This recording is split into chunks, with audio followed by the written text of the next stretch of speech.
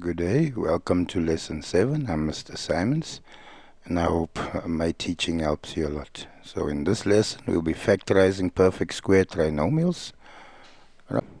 So from previous work done on products, squaring a binomial, you should be able to recall if we solved x minus 2 squared, we had x times x, which gives me x squared, x times negative 2, which gives me negative 2x times 2, which gave me a negative 4x, negative times negative, which gave me positive 4.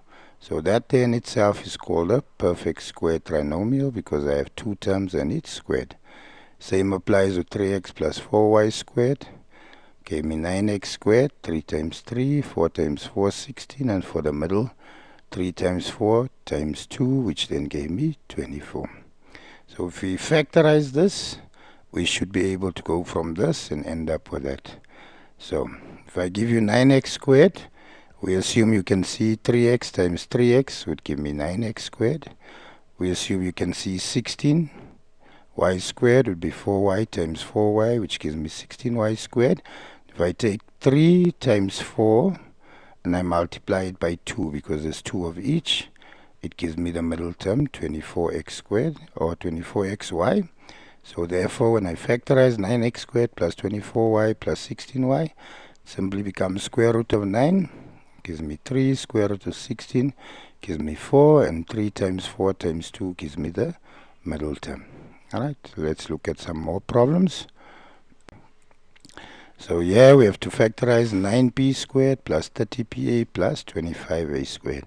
Straight away, again, we should notice 9 is a perfect square, 25 is a perfect square, right? So if I take 9 and I say 3 times 3, it gives me 9. Take 25, 5 times 5 gives me 25a squared. 3 times 5 would give me 15, and if I multiply that by 2, because I have 2, I get 30. So therefore, if I factorize that, I end up with 3p plus 5a all squared. Right, straightforward.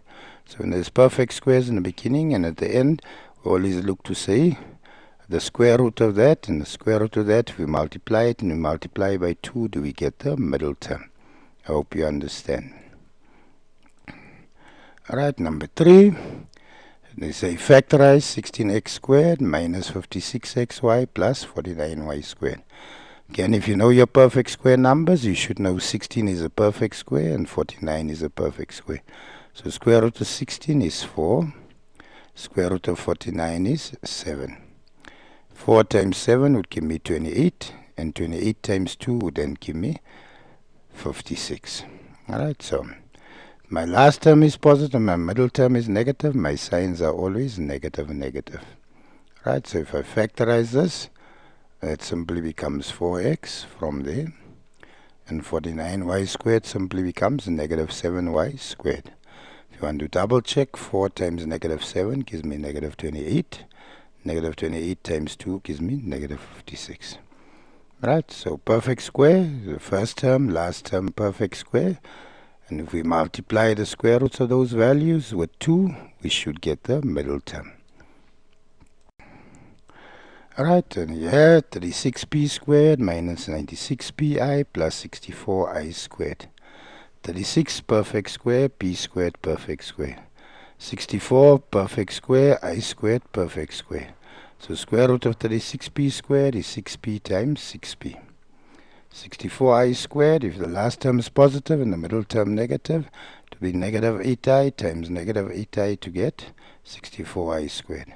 But negative 8 times 6 gives me negative 48, and negative 48 times 2 then gives me negative 96. You see there? Equal negative 96.